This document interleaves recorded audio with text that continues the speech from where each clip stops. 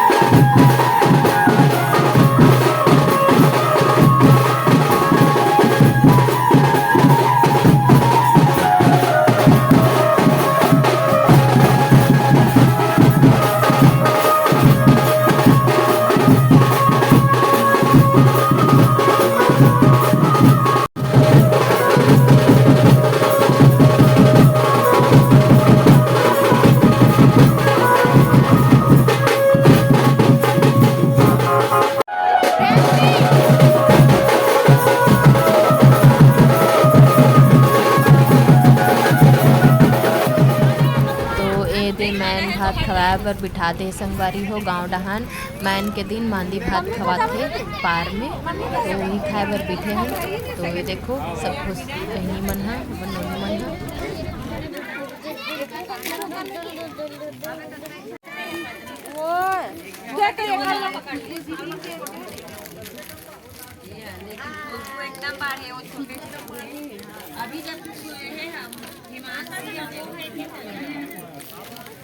संगवारी हो। हमन आगे हन मांदी भात खा के और अभी लगाते हैं हमन मेहंदी। ये देखो मेहंदी भी लगा है।